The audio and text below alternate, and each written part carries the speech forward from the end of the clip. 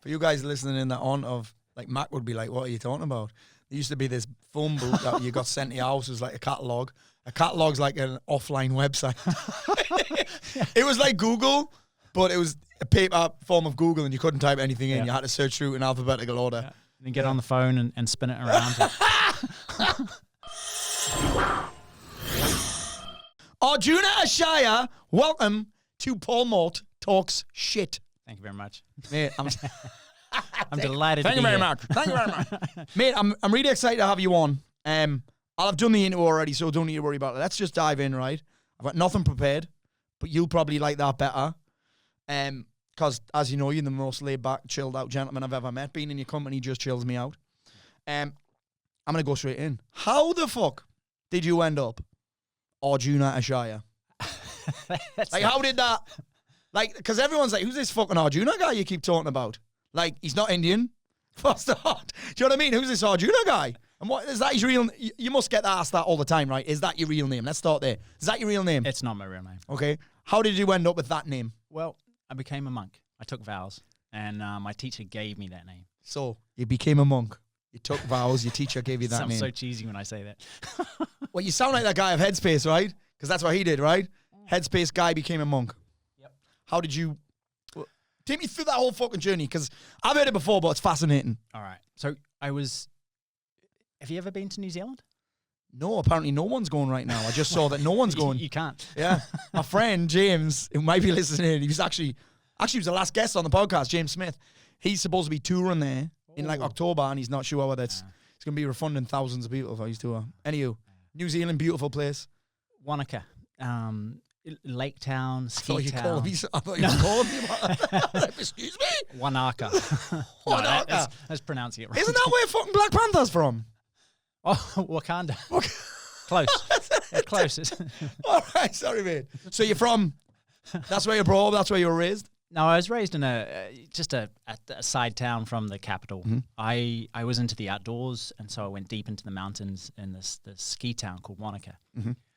It's a ski town, and I can kayak in the summer. So I'm sitting there in a house that's sitting on the front of a lake, 3 mountains on either side. Mm-hmm. I can run up the mountain and just get the view of the whole rest of the South Island. Yeah. Neighbors fishing, giving us trout every 3 days. We got fresh trout from the thing. Yeah. I've got good buddies. I've got the perfect everything. And on purpose, like I set it up that way, but it just... Well, yeah, that's not a life that you've stumbled into, right? That's it. No. That's, again, looking at it from, I'm thinking, well, what's the problem here? That's not... There'll be people listening who are like, well, that's not hard. No. That's a first world problem. It's a very... That's not suffering. But... Yeah. And I did it specifically because from my early teens, I had just people dying on me. I recognized life was short. I cousins, neighbors, grandparents, the whole shebang, just friends. And the more I got into the outdoors and the more people I knew, I would see down the street, or I knew them very well, and they were just gone. You'd get a phone call, say such and such has had an accident. And I'd be like, man, not again. And it was such a thing because it is a first world problem. There I was playing, just having fun, as much fun as I could. And it was so confusing. How could this fun be deadly? How could life, which was so good, be so bad? Mate, madly enough, I mean, a few months ago, I've got both the kids in the lockdown. We went to this park, and inside the park were these slides. They were the most dangerous slides I've ever seen. Just like a kid's park with like swings and that, right? Most dangerous slides I've ever seen, right? Amazing. And my son said, Dad, have you ever noticed there's like, the more fun something is, the more dangerous it is. Yeah. I'm like, wow, there seems to be a direct correlation between how much you enjoy something and how much I'm like, be careful. Yeah. Yeah. As a parent, it's like scary. Yeah. But Jordan Peterson talks about that all the time. Oh, does he? Oh, he talks about how competence, showing up, risking, that is the greatest means of safety. To test yourself, to master something, to get better at something. And that's what I was doing. Yeah. But anyway, I got to this point where I had my life sorted, where everything was the way I wanted it. And yet it didn't give me the satisfaction, the happiness, the fulfillment that I thought it would. Like our society says, get this job, this house, this many holidays, this dog, this car. I hear this more than you fucking ever imagine. I bet. Yeah. And my version of it was the outdoor dream, you know, just being an outdoor bum, you know, getting enough cash for the next holiday, come to Europe, have a blast. And it was confusing because I'd been told, you know, I'd soaked up this definition of a success. Like, I am living my successful external life, but it's not giving me what I want. It's not giving me anything, and that's confusing. It's disturbing. It's a first world problem for sure, but. You know, that's really what set me off. I get this all the time. It's like I'm like on that. You'll have seen the clip video that's got them fucking 7 million views. I get it all the time. You've got loads of money. Like, why? What have you got to be unhappy about? And I thought the same. Hang on, I'm living in Marbella. I've got 2 beautiful kids. I've got a hot wife. I've got a lush car. I'm living in a 4-bedroom villa with a private pool. I'm making fucking bank, and everyone's at me. Oh, what have you got to be unhappy about? And then they're like, oh well, I've got nothing. I'm like, money doesn't give a fuck. Like, money doesn't give a fuck. Like, I was in exact that same space, just with a different. My blueprint was different. My pictures in my head were different to yours. Yeah. So it was was there a moment? It was a gradual thing. It was over one winter, and I was just getting more and more confused, more and more lost, more and more stressed. And I was like, what do I have to do? It sounds like we have this. We have this saying in jiu-jitsu where it's like a slow choke. Like, it's not a cut off your airways choke. It's really slow. Yeah. Like an anaconda fucking squeezing you. It sounds like that. Yeah. Well, it is. It's a drip. It's a steady diet of dissatisfaction and incompleteness. And I realized, you know, now that it was all about the internal. There were moments where I just locked on, aligned, connected with something within me. I was like, oh, all is well. I feel whole, but then it would just slip away. Yeah. And I thought, was there any guilt around that? Because I felt that. I'm like, why? Do you know what I mean? You're like, I've got this life. There's a bit. Why am I so fucking unhappy? And then you feel guilty because you're like, well, I've got this and this and this. Why? Like, there's guilt involved as well, right? Of course, sort yourself out, man. Come on. Yeah. You know, you've worked so hard to get here for this, and you're whining. And so you try things like appreciation and gratitude and stuff like this, but it's not deep enough. You know, it's a wonderful strategy, but I found it wasn't deep enough. I needed something, an overhaul of my approach, my attitude, the way that I lived at each and every moment. What's interesting, Arjuna, I actually only heard this. I watched it on the flight out to Ibiza. I watched this little video clip, and it said, and it was saying that gratitude is great, but it's quite reactive.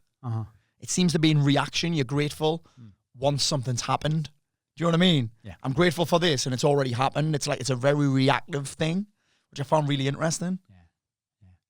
So you found something. So that was really the beginning of a spiritual search for something more, something deeper than the external stuff, the possessions, the experiences. I was living in a tourist town. The girls, the things. I was like, and so I dove into what can I. I dove into meditation. I started listening to a guy who was channeling this alien from outer space. And he was great because basically he said, it's all going to be okay. Just keep going, keep searching. So, but really I found it's that inner experience that gives meaning or purpose or gratitude to the outer experience. And if you don't have an inner experience, if you don't have that connection with your inner source, you have nothing. And so many people in that space with donuts. I call it the donut life. They're shiny, beautiful, sparkly on the outside, but they're kind of hollow on the inside going, man, how much more do I need to get before I have something worthwhile? And really worthwhile is finding enough in yourself is key to enjoying anything. How do you do that? How do you do that? How did you do that? And then we'll cover how can other people do it as well. How did you do that? I recognize it totally to do with being present. When I was present, the more present I got, the less the voices in my head could interfere and tell me this was wrong. The less the voices could say, I need something else. The more present I got, the more I was aware that there's a presence to now. There's an awareness. I got a fucking notepad on you. A notepad on you, bro. I'll tell you what I'm going to do. I'm going to open up my phone. I'm going to take some notes. Do you know why I do this, mate? And I'm going to do this now because I have this habit of getting too excited and I can't hold me question. Yeah. Do you know what I mean? I'm like, I must tell Arjuna this and I fucking, do you know what I mean? I'm clearly not present because I'm thinking, I need to ask this next question. I need to say this thing while you're still talking. So I'm going to get my phone out. I'm not being rude. I'm just going to get some notes going so I can save me questions. For sure. Okay? And I'm going to do that now. Otherwise, I'll just keep being, I don't mean to be rude. I just get overexcited. Yeah. So, you probably noticed I've got the habit anyway. Let's get this out. All right. So, you found that when you were present, everything was fine. Everything. The voices weren't coming in. Yeah. And this is, let's face it, everyone talks about be present. What does it even fucking mean? Yeah. Like, what does it mean? Yeah. What does it mean? Yeah. What does it mean? What is being present? You can think about it. I can tell you how to do it, but you can only do it. Do you know? And it really is getting out of your head, into your body, into your senses. Just physically being right here, right now, feet on the ground, hands.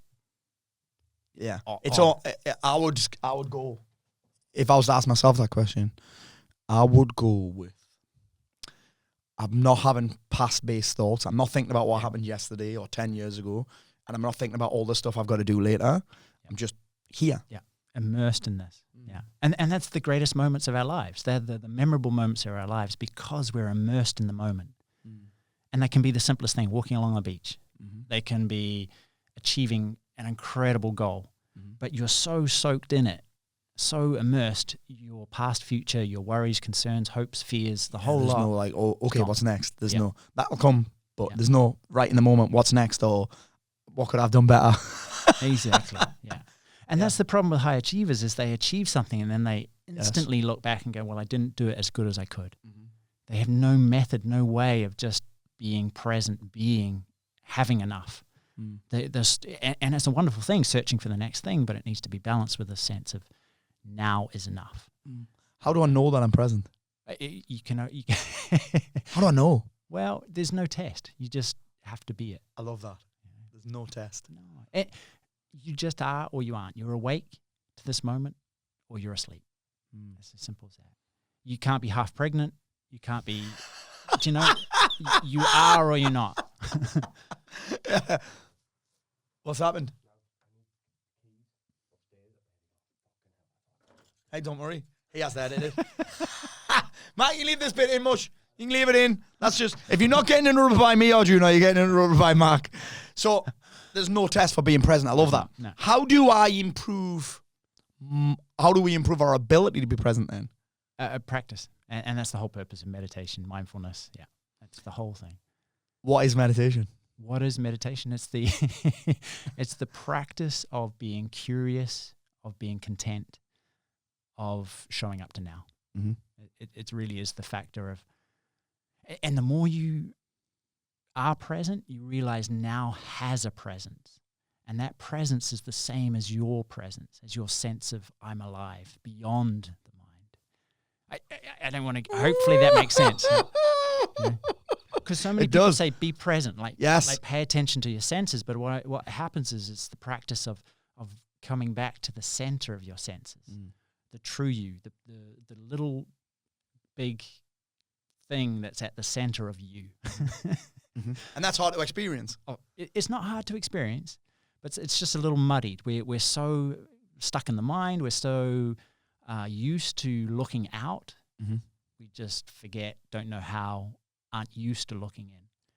So how did you then learn how to do this? What was your journey into figuring this whole thing out? Because I know you've been on quite the journey. I know you've heard this in the intro. Arjuna was the first person that taught me meditation, taught me how to do it, taught me the practice of it. I learned so much from it. It's still the style that I use now.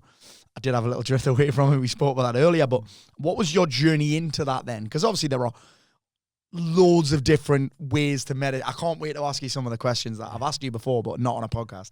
Can't wait to ask you some of those. Like, do you know is it, but my mind's wandering and I can't get my mind. I can't wait to ask you those questions. But first of all, tell the guys about, like, what was your journey into that? What was your journey into meditation? Well, I was searching everywhere. I was doing a lot of yoga just because I was beating myself up physically and I wanted to stretch, make myself stronger so I could be ready for the next adventure. And the coolest thing, I love the yoga, I love the slow, deep breathing, I love the mindfulness, but it was that 5 minutes of lying flat on your back at the end. And then I got up and I felt like I was floating. It was just this whole well, you just forget what concerns you just for a moment. You can press pause and it's like, this is enough. I don't have to do anything right now. And someone said, that's meditation. That's the whole purpose of meditation, is to get you there. So it was kind of a physical thing that brought me to that. Yeah. I was playing around with magic mushrooms and LSD and things like that, and that whole experience was wild in terms of. Oh, dude, let's stay here. Well, let's stay here, because this is something that right now I'm actually fascinated by. Oh, there's so much research, right? Yeah, me and Lesley went to Gordon Ramsay's main restaurant where I met Matt Abe, who's a guest on the podcast, and I went with my friend James and Darren, two other friends of the show. I can't believe I just said that. I've just put me my friends of the fucking show. Stop it. And they spent the whole 4 hours in this restaurant convincing Lesley that I should do mushrooms. So what was that whole thing like? The first lesson I remember clearly was that what I learnt was the truth, was just what I'd been told was the truth. Do you know that we have these laws that we live under, but they're not the truth. They're just an agreement that lets everybody live, right? Which was a major thing, because then it was like, well, what do I want to decide? How do I want to live? What's my truth? What's my truth? What's my path amongst these laws, these speed limits that surround me? And that was just, I mean, that's enough to scramble my little brain. But Which one was that, LSD or mushrooms? LSD, I think. Okay, yeah, cool. Yeah. But really, it wasn't so much the fantastic lights, the trippy experience. It was the absence of self-criticism, self-doubt, self-management, self-evaluation, all this constant kind of presenting of an image. All of a sudden, I was just content in my skin as myself. And it wasn't even something to get to. It was an absence of... That's really interesting. Of that destructive voice. And I'm like, this is all about a voice in my head. When that's not there, all is well. And it was just, those beautiful moments of just watching the sunrise at a dance party and just going, man, this is perfect. I have nothing to prove, nothing to hide, nowhere to go, nothing to do, nothing to get, no reputation to uphold. I am. And that was so beautiful, because I had a glimpse of it, but I realized that was the game I wanted to pursue. Yeah. That peace, complete peace of mind beyond needing to be somebody else, feeling like I was wrong. And that was the beauty of all of those trips, was being reminded of that. But like all drugs, they wear off, and so you come back down. Or you may need more. Yeah. And with those kind of things, you can't. It's just, you just don't want to. It's just exhausting. And so it's not something like cocaine where you just go, let's have another go. Let's have another go. Your bathroom's as clean as possible because you're wide awake and cleaning in 4 a.m. But it's just the sense of, I recognized I needed to find it for myself. Yeah. I needed to be that for myself. And then what? And then what? Well, there's that. So there's the yoga, the meditation. There's the adventures with my friends and my kayak, and that again just forces you to be present. And there were beautiful moments where there's just 4 of us, and we didn't even need to speak, just using sign language. And there was such a flow. Like one guy goes, I follow him. Just this unspoken, smooth, continuous connection with being in an outrageously beautiful nature and experiencing just a real high. And again, a different kind of thing, but just that sense of all of my worries are nothing compared to the beauty of It's interesting that you talk about the kayaking thing, because that's, a lot of people will be, and I say this about jiu-jitsu or boxing, or everyone has their zone where it's like meditation. Yeah. Or maybe it is meditation, because there's nowhere else to be. I'm just here trying to stop this man from breaking my fucking arm, or trying to stop this guy from knocking me out, or trying not to get fucking tipped over. Do you know what I mean? I think everyone has that, right? It's a form of meditation, innit? I think a lot of people call it like, what do they call it? Like flow or your zone or something, innit? Yeah. Oh yeah, absolutely. Yeah. And I mean, whether it's knitting or jiu-jitsu, it's the thing that means you can forget yourself. That you can just dive into something and be with something whole in that. And it's as I said, the most memorable moments are when you're doing that. What led you to Ascension? What led you? Sorry, I'm not going to say that because it'll not make any sense. What led you to the Ishaya thing? How did that come about? Yeah. Well, I was reading books, watching videos, and I was just, I said, I got to learn something from someone. You know, I need a teacher so I can ask questions, bounce it back and forth. I need a valid technique because I'm scrambling around here and it's good, it's working, but I know there's more. You know? Yeah. And so I just really started. Opened the phone book back in those days and just started kind of going, who's around, who's nearby. For you guys listening in that on of, like, Mac would be like, what are you talking about? There used to be this phone book that you got sent to your house. It was like a catalogue. A catalogue's like an offline website.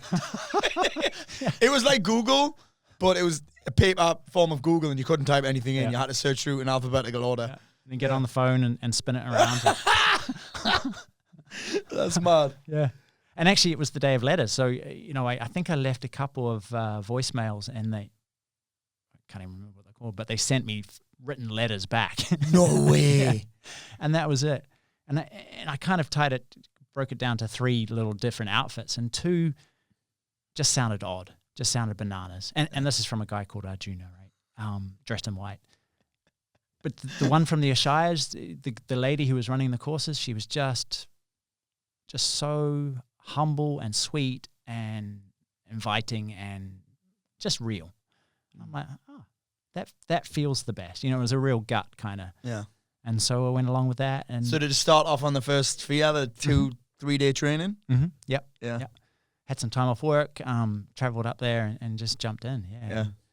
And it was amazing because my yoga was quite disciplined. You know, I was starting to get up earlier and earlier, doing the Jocko Willink thing and waking up at 5 o'clock in the morning and doing my yoga and, you know, subjecting myself to cold and to hunger. And, you know, because I thought that was the way to defeat the mind.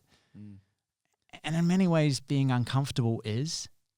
Do you know? I know positive. What you know. Yeah. I actually listened to a podcast yesterday on this exact same thing. This guy Hickson Gracie, he's one of the legendary jiu-jitsu. He's on Rogan's podcast, and he's talking about the first time he did jiu-jitsu, he panicked and tapped on a headlock. Like, a headlock's a terrible thing to do in jiu-jitsu.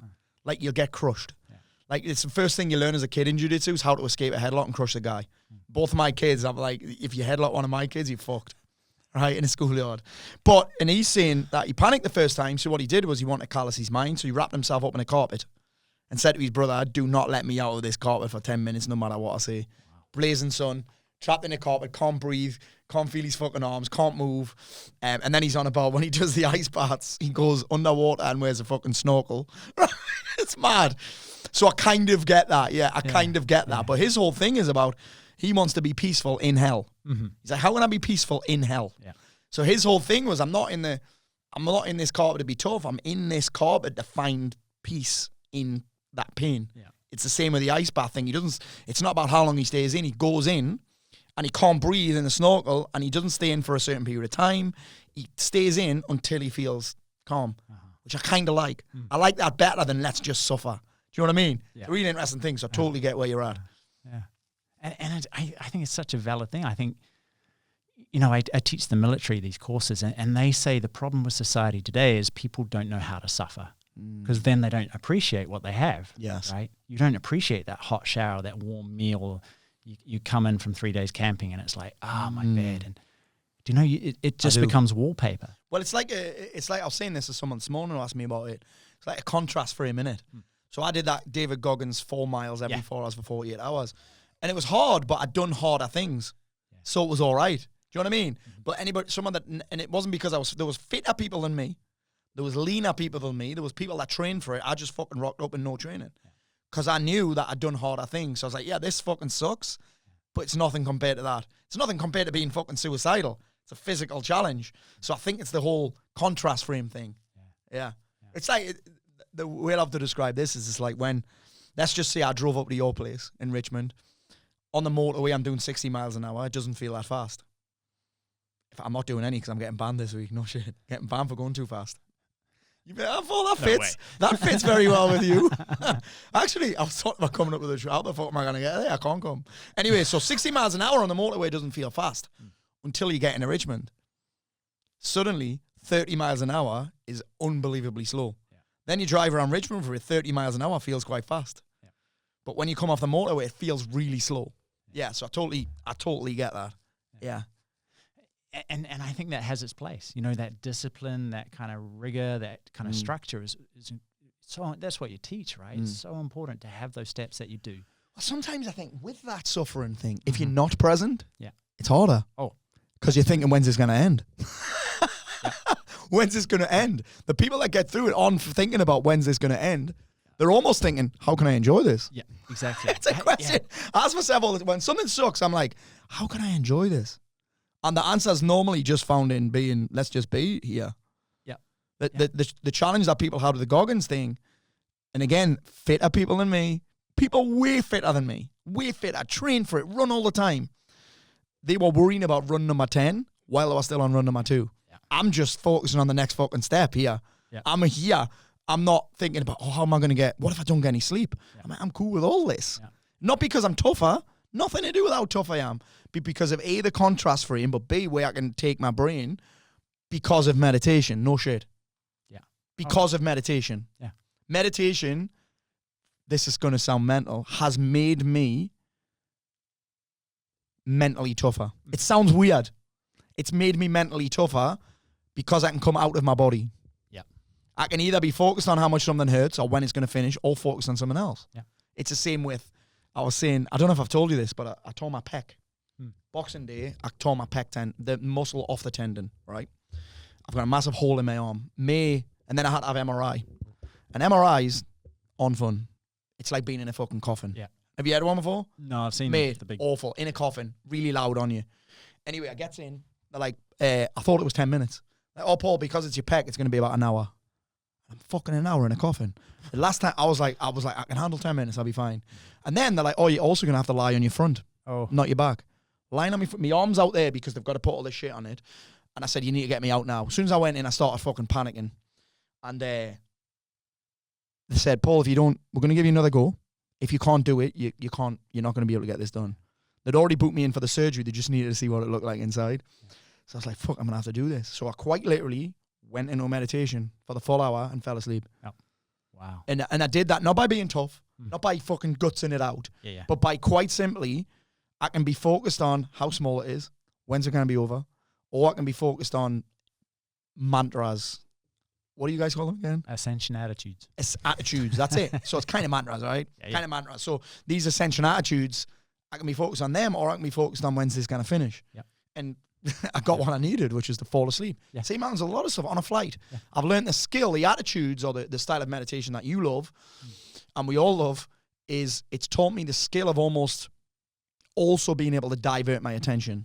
So these panic attacks I had on flights, I did 2 flights last week. Both, this is weird as fuck. On the way to Ibiza, the plane company decided that they were going to drop people off in Menorca. It was like a bus.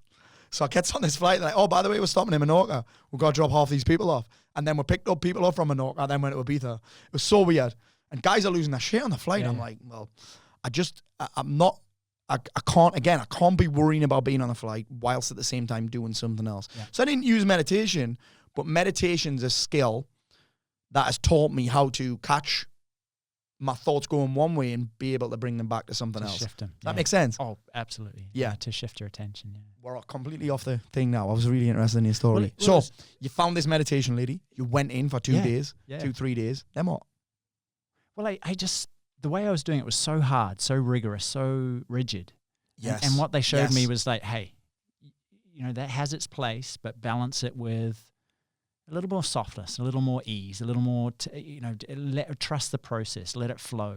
Don't try and grip. I've got a friend called Lucy who was on the podcast. We were talking about meditation, and she has this phrase called baggy. She's like, just be a bit more baggy with it. Brilliant. I'm like, baggy? Yeah. I've never heard that before, but that's what it is, right? It's be more baggy. Yeah. Yeah, precisely. And sometimes you need to be tight and on ship shape, but you can't control everything. Yeah. You've seen it time and time again. And when we suffer is when we try and control the uncontrollable.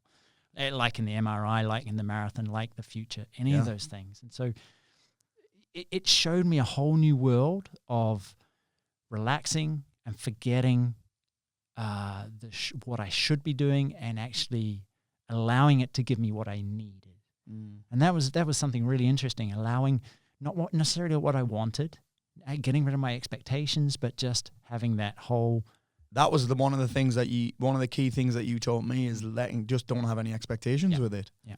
Because everyone has this. I think meditation it almost needs a new name. Oh yeah. You know what I mean? It almost needs a new name, like manitation. Or sorry, ladies. But it almost needs a new name, doesn't it? Do you know what I mean? It gets a bit of a bad rap because everyone's got this idea. You know this. You taught me this. Sitting cross-legged, fucking fingers. I love the finger. To be fair, I do love the fingers. Feels like good, that. doesn't It does feel great. It's weird. Yeah. Fingers like that, shouting "Om" or fucking "Come by" or like you told me that's not a thing, and then like don't compare it to anything. Yeah. And then I got in this phase of comparing the best meditation I've ever had to every meditation. Yeah. And people do that with a day. They compare every day to the best day. And when they don't hit it, they beat themselves up. So, yeah, that whole letting go of expectations with meditation is huge. Yeah. Huge. So you said, what is meditation ages back? And it's the thing, shifting your attention, but also allowing what is. Just really being okay with what is happening right now. Yeah. Realizing the things that you can control. Can I be a little bit more weight? Can I do this with more integrity? Can I do it with less force? Yes, I can. But there's a process. There's a thing that if you allowed it, it gives you exactly what you need. Yeah. And expectation, comparison, judgment, I should, all gets in the way. And so it's a lesson for life. What you learn on the meditation seat is what you learn when you're out running, when you're running a business, when you're with your family. All of these things, all of these places of life that trigger us, we go, oh, hang on. We step into that serenity prayer of the Alcoholics Anonymous. The serenity, the acceptance. I can't change this, so I'm just going to give up.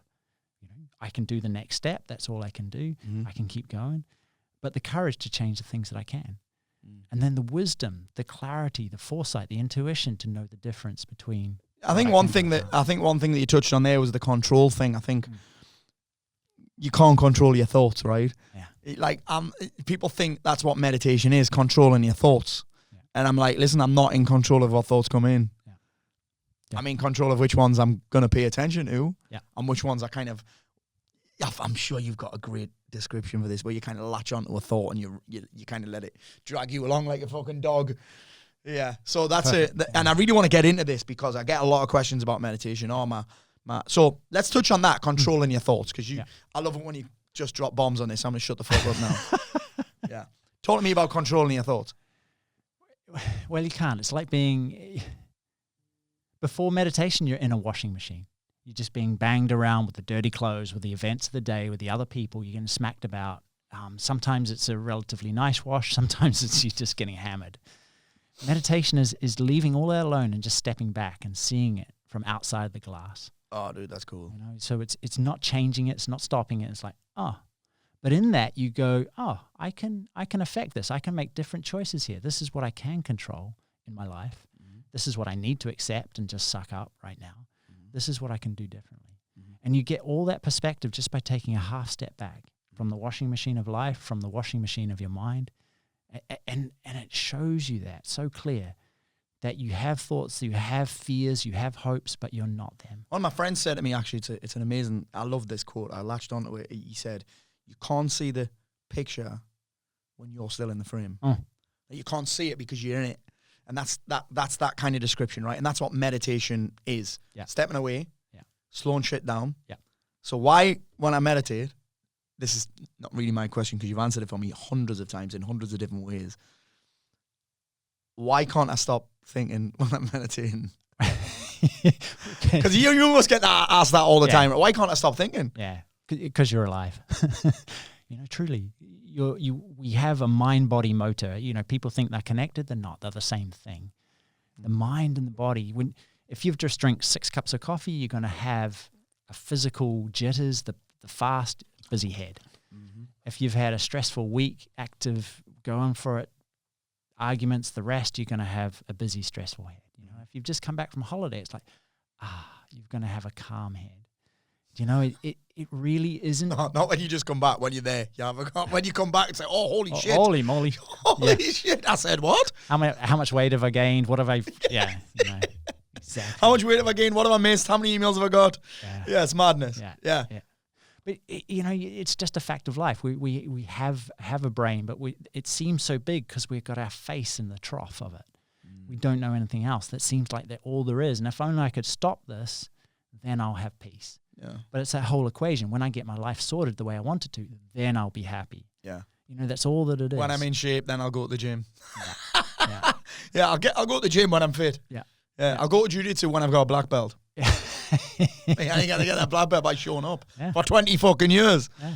Yeah. And so it's not about changing it, it's just stepping back from it, just seeing it. Just go, and when you see it with awareness, you have choice. One thing that I think you taught me was like, listen, of course you're going to be thinking a lot. Because when you're lying down, there's nothing else to do. Because you're out of your body's not moving anymore. That's the other thing, yeah. You can't distract that yourself.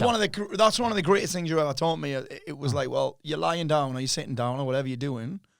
Your body's not, you're not focused on moving or saying something or picking something up or bending over or crossing your legs. You're quite literally just you and your fucking thoughts, really, right? Yep.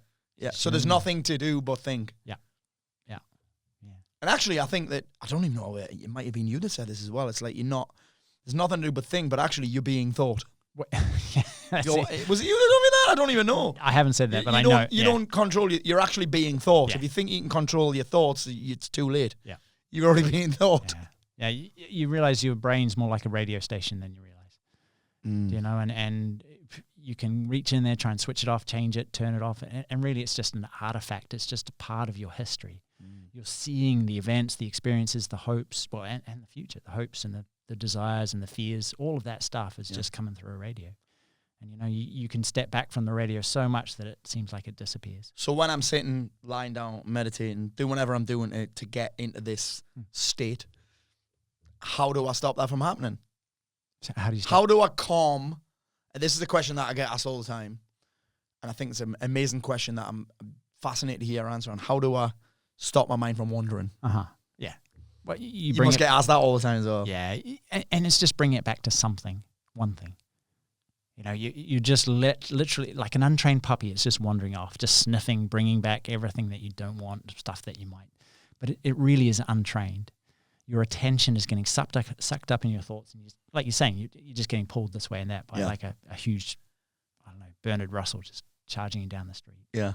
But what your job is to bring it back to one thing, the breath, the mantra, the attitude, something that will, and there's definitely easier and worse vehicles or techniques. There's a thing that I'll picture now that I've just started using for the past few months. I'm using the attitudes, and I just picture this like orange, like heat here, right in between my eyeballs. Yeah. Because when I place my attention there, my eyes are closed. I'm like, okay, because your attention has to go somewhere, right? Yep. It has to go somewhere. Yep. Like your mind has to have something to focus on. That's what I think anyway. Your mind kind of has to. It's always looking for something. Yep. So you're essentially giving it something. Yep. Yeah. Precisely, yeah. And you forget, because that's all you've done for the whole of your life is being dragged by this dog. And so you just bring it back. And so that's the rep, that's the practice, that's the return, that's the remembering. And the more you do that, gently, persistently, fully, the more you remember to remember and forget to forget. That's a bomb. Yeah. That's a bomb. That's a show note. Remember to remember and forget to forget. Yeah, that's not mine, but you can quote me. Don't fucking say that. Don't say that. We'll quote Arjuna Ishaya on it. But the thing is, you realize that you're focusing on the breath, but then there's something you are focusing on the breath. There's a mantra, but you are paying attention to the mantra. There's an attitude, but there's you that is aligned, like almost like a tuning fork, that you come into the picture, and it's you that's beyond your mind. It's you that's stable, whether there's a negative thought or a positive thought. It's you that's paying attention to it. Yes. And it's that you, that sense of being, that sense of presence that comes more and more apparent, which is a wonderful thing because, again, life is a roller coaster. It goes up and down. There's the unexpected. There's the things that come through that you want. Great. But in the middle of it all, if you don't have you, you're unattached, you're up and you're down and you're being kicked about. When there's you at the center of it, it doesn't matter the ups and downs. It's almost like you're on a roller coaster. Yeah. And you're like, woohoo. Yeah. I can't lose me.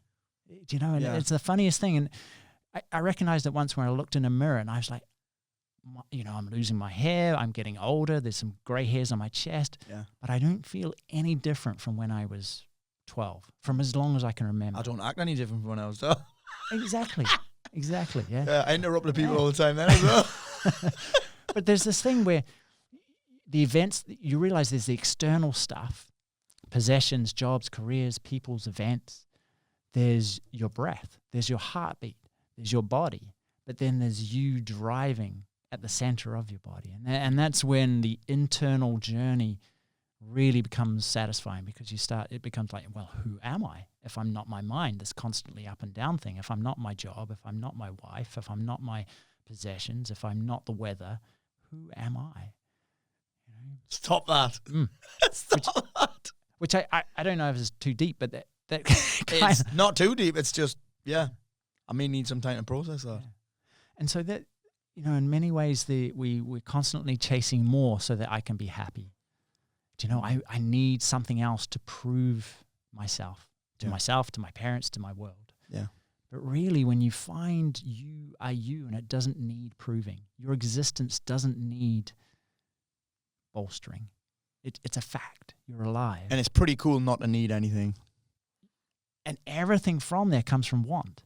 Yes. Do you know, which is very powerful, because you're not doing it because I think I should. Yes. Or because I need it to gain approval, or because then I'm going to feel better about myself, or then do you know what I mean? Everything comes from want. I'm like, yes, I want to do this. That's cool. And that's where people get confused between those two things. I need this versus I want this. Yeah. I always find that anything that I say I need to do this almost feels like it's going to be a struggle. Yeah. I need something. It's going to be a struggle. I'm going to suffer. I feel obliged. I feel... Dr. John DeMartini would say that it means that you don't really value it that much. I need this. It means that the things that you really love the most, it's like, I want to do that. I get to do that. Yeah. It's I need to go to the gym versus I want to go to the gym. Yeah. I need to go to the gym versus, yes, I get to go to the gym tonight. Yeah. I'm genuinely excited about training tonight. Yeah. It's versus I really need to train tonight. I really must train tonight versus I fucking can't wait to go. Yeah. Do you know what I mean? It's a very different mindset to be in. And again, one that's free of suffering. Yeah. One that's free of, not completely free of struggle, because I'll probably get fucking blitzed tonight. But I'm kind of looking forward to it. There'll be some struggle there, but it's like, it's a wanting versus needing is a huge fucking distinction. Yeah. Huge distinction. Yeah. Huge. And there's a worthy payoff, right? That's why you want to do it, is because you're going to put yourself in the mill, because you're going to get so much out of it. Yeah. And you're going to get blitzed, but it gives you so much more. Yeah. I think one of the things that anything that I find there's always a correlation between things that we really want to do, things that we say we get to do, and the knowing that we're going to constantly get improvement from it, like improvement, progress. Do you know what I mean? Yeah. Like, whereas sometimes when we need something, it's like, okay, what do I need next? You get what I'm saying? Mm-hmm. It's not about improvement. It's not about progress. It's not about learning. Yeah. It's just about get. Tick box, Yeah. It's an interesting thing that. So, one thing that I really wanted to cover with you, and you kind of touched on a little bit, I must have steered you away from it, was what are the different types of meditation? What are your favorite types? What's the difference between X, Y, and Z? Like what? What do you know? With the most basic one, I guess, is the breath. Yeah. And that's beautiful, because it's everybody breathes. Mm-hmm. Everybody can pay attention to the breath just now. They can breathe deep in the belly. Mm-hmm. And it actually relaxes and slows down the body. It de-stresses, it de-traumatizes it too. Yeah. And people who have a lot of trauma typically, or a lot of stress, typically have a problem sitting down, closing their eyes. But they can sit breathing with their eyes open, still on high alert, but just come down a little bit. It's like just a little bit more space, a little bit more like, okay, I'm still in control, I'm still in charge. That's like dip me toe in a little bit with it. Yeah. Oh. And you begin to realize, it's okay. I can let go a little bit. I can let go now. And of course, trauma is all most about meditation practices would start with breathing, right? Put your hand here, focus on the breath. In fact, I can't think of one, and I've done a lot of different kind of trainings, a lot of apps, a lot of fucking loads of things, and most of them will start with, let's focus on the breath. Yeah. It's easy. It slows you down. Yeah. And when the physical slows down, the mind slows down. The emotions start to slow down. So, there's guided. So you can, someone talking you through or creating a visualization. What's your opinion on this? It never worked for me. Yeah. Better than nothing? Of course, yeah. And it just didn't work for me. Yeah. I tried to picture the safe haven on top of a mountain, but, it was effort. Yeah. It didn't seem to be, in terms of me and my relationship with negative thinking and the past and the future didn't seem the tool for the job, right? Yeah. No, I don't like that guided meditation because it requires my phone. On my phone is all the distractions in my life. Yeah. I'm like, I want to spend less time on that fucking thing, not more. Yeah. So I get asked almost every day, what's the best app for meditation? And I'm like, I don't use any apps. I've got my fucking stopwatch right here, my Fitbit. Yeah. I'm sticking I'm gonna get in trouble. I'm sticking 15 minutes on the Arjuna's. Arjuna's a 20-minute guy, right? You're a 20-minute. I'm sticking 15 minutes. Actually, for some reason, it keeps going to 15 minutes, 6 seconds. So I'm doing 15 minutes, 6 seconds, and I'm not needing any music. It's nice with music. It's nice with a bit of YouTube on. But again, if I'm on YouTube, I could end up anywhere. Yeah. Because that's what my brain's like. So this 15 minutes, just jumping in, like, I love it. Yeah. I love it. So there is challenges with a guided meditation, right? Oh yeah, and if that's all you've got, go for it. Better than nothing. Yeah, but recognize, it's easy to get on YouTube. It's easy to go, just have a look at the emails. And before you know it, 2 hours have passed and you still haven't fucking hit your meditation. Yeah. And there's something beautiful about just being able to go. Oh, do you know what I mean? There's something beautiful about just being able to hit that timer. I know you do meditations with no timer quite a lot as well, right? Yeah. And I was talking to Arjuna about this before. We once did a 2-hour meditation. I think I was asleep most of the time, but it's a beautiful fucking thing. It's a beautiful thing. And we've meditated together many times. That sounds weird, doesn't it? That sounds weird. I've just said, Arjuna, we've meditated a lot together. We have. Yeah. You might have been meditating. I think I was napping. But you say it all the time. You get what you need from a meditation. Yeah. So yeah, I think there is something beautiful about just, I can keep doing it because it's kind of like hitting pause. Yeah. Get that phone away from me. Get it out of the room. Yeah. Hit this feels like a pause button. Yeah. I'm actually hitting play, but really it feels like I'm hitting pause. Oh, very nice. It's nice that, innit? I'm hitting play, I'm hitting go, but actually on my brain I'm hitting fucking stop. Yeah. Yeah. Plug in, recharge, step back. It's the first thing I'm going to do when we're done here. Yeah. It's the first thing I'm going to do. Yeah. Recharge, Yeah. re-energize. Get your sense of humor back. Yeah. All that stuff. Yeah. Hopefully won't take it away. So what's the deal with, because again, this is another question. I've got no problem with it because you trained me to do it, but what's the deal with falling asleep? Oh, Does that mean I'm doing it wrong? No. As you know, it just happens. If you need to sleep, you'll sleep. And there's this fine line. It teaches you to be completely relaxed, but totally alert. And that's a very fine line. And in fact, you can actually be alert while your body falls asleep. You can starting to snore, and you can hear it, and you're like, "Who's snoring?" do you know? But Bro, dude, I've never heard you say that before, mate. Yeah, that's bang on. Yeah. And so there's this Fuck deep. me, I'm a pig. Whoever this is snoring's a fucking pig. Jesus. Oh, I'm the only one here. Guy needs to get one of them things that you put up your nose. Yeah. Guy needs to get one of them elephant masks.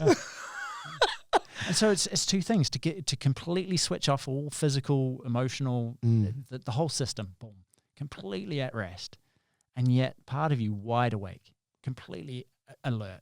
Yeah. And that's why the smallest noise. I've experienced that. Yeah. Yeah, it's weird. Yeah. And it just takes time to get used to. Because It's an interesting. My next question was going to be, how do I know I'm meditating? Well. How do I know? How does somebody know that they're meditating? Or how do you know you're doing it right? Yeah. How do you know you're doing it right? Yeah. How do you know? I would probably say the changes in your life. That knows you getting it right. And I think those changes are often things that you wouldn't associate with. Because my next question was going to be, how do I know it's working? Because you don't really. I don't think you do. Yeah. You don't notice how do you know meditation's working? You're right. It impacts all the areas of life. Yeah. But you wouldn't necessarily associate. It's not like, I know I've lost weight because I've ate less shit. And I've done this many steps and I've done this. Of course I've lost weight. Yeah. But it's like you don't, with meditation, you don't know. You can't measure. Yeah. But I think you begin to know. You begin to discern between a session where you haven't. I love the word you bring, integrity. Yes. Do you know where you're just kind of going through the motions and not really paying. You're just lying there thinking. Yeah, you're just like. Yeah. Yeah. Versus one where you're like doing your best again to pay attention, to really gently, completely focus. And I don't like to use the word focus because people think of discipline and rigidity, but paying. Yeah. Attention. Yeah. Yes. And after that, during that session, you feel different. There's a connection, or I don't know. There's something different from the ones where you've just. I get it. Yeah, it's like a charge, isn't it? Yeah. It's like a weird kind of charge. Yeah. Oh, yeah. You're like, oh. Jeez. And maybe in your nervous system there's been stress releasing. So there's been a lot of thinking. Yeah. But if you were able to accept it fully and not try and change it or push it away. And make it okay for a lot of thinking. Yeah. Yeah. Then you come out of it deeply A relaxed. friend of mine said once, it was actually two friends, Lucy and Darren. Darren had just taken up meditation. Now he's running these fucking things on Instagram where he does live meditation. He gets like 3,000 people tuning in. Awesome. It's mad. And all he's doing is sitting there closing his eyes. No music or anything. It's mad. Anyway, Lucy, who taught him meditation, said, he was like, oh, my mind's so busy. And she was like, well, a busy mind's a meditating mind, which I found quite really interesting that in it. Yeah. A bit, because you're still meditating, Yeah. even though your mind's busy. Because I notice this all the time. Every meditation that I have feels different. Mm-hmm. Sometimes they're slow. Yeah. Sometimes I fall asleep. Sometimes I'm like, this is hard work. Yeah. I can't slow my mind down. Yeah. They're all so different. Yeah. Why is that? It's giving you exactly what you need on a physical, mental, emotional level. All the whole thing. And you show up with a different set of physical, emotion, and mental kind of needs. Yeah. Do you know your day doesn't look the same every single day, regardless of what you do. Yes. You know, you may be in this rut, this treadmill of the same, but Yeah. it's always different. Your body is it's never the same. Yeah. And so you show up to the session and it's like, okay. Do you know the ones that I hate? The ones that I hate the most, right? Or the ones where I'm like, oh, I hope I fall asleep. And then I don't. Yeah. And then I'm like, that's the somewhere I'm like, oh, I hope I don't fall asleep. Yeah, I'm going to stay with it. And then I fucking fall asleep. It's mad how that happens, isn't it? But like you say, I love that. It'll give you exactly what I need. What you need, yeah. Why should I meditate? Why? Yeah. It makes you And better. what are the benefits? If people ask me, and I'm like, just fucking Google it, man. You know what I mean? I'm like, Google it. It's proven now, right? Yeah. What would you say that some of the biggest benefits are then? It makes you a better you. Purely and simply a better version of you. Health, physically, mentally, emotionally, socially, spiritually, the whole shebang. It aligns you with what you know is true and right. It allows you to be the version of you that you want to be. Quite something. And a friend of mine was asked me, why am I doing this? What am I getting from it? What's the point? And but his wife was saying, if you stop doing this, I'll divorce you. Lesley's the same. You should be like, you haven't meditated, have you? You haven't meditated, have you? Are you meditating? I haven't, but like, fucking go and do it. Because we're so stuck in our head and so wrapped up in that small little world, we don't realize the effect that we're having on everybody else around us. We don't realize how we're living our lives. We're so wrapped up in a problem or a stress that we forget the ripples we're creating around us. A meditation practice, mindfulness, this whole thing creates different ripples. And it's, if you're it comes down to as well being present versus past and future. Focus on fear versus focus on what's good. One thing that I notice is when you're around someone that practices being present, it feels a little different. Yeah. It's like when you walk in a room and you can there's no one arguing, but you can tell there's just been an argument. Something's gonna kick off. You can just feel it, right? Yeah. Or there's going to be a fight in a bar. You're just like, and you can feel it when you walk into something happy and present, and the same deal. Yeah. But we don't realize it. But that's the ripples that we send out as we walk down the street. It's like in the air. It's like electricity that's in the air. Oh yeah. Yeah. Exactly. Yeah. And so the benefits begin with sleeping better, thinking better, being more positive, being more hopeful, having more focus so you can pay attention to stuff. You see those data, being nicer to your kids or your partner. But really, it's one thing that I'd love to discuss with you actually is because I work with a lot of people who've been challenged with anxiety and had these anxiety challenges and panic attacks, and meditation's helped me no end with that, but not in the way that most people expect. If I'm anxious, I'm not going to meditate. If I'm having a panic attack, trying to meditate makes it worse. But I see meditation in those moments. I need a painkiller. Right? Meditation for me is not a painkiller. It's a fucking vitamin. If I am consistent with my meditation practice, what I'm teaching myself is to slow down and renew my energy. And I'm teaching myself that skill of having an anxious thought and being able to bring it back. Happens on a flight all the time. Last week, I didn't even for 1 second get anxious.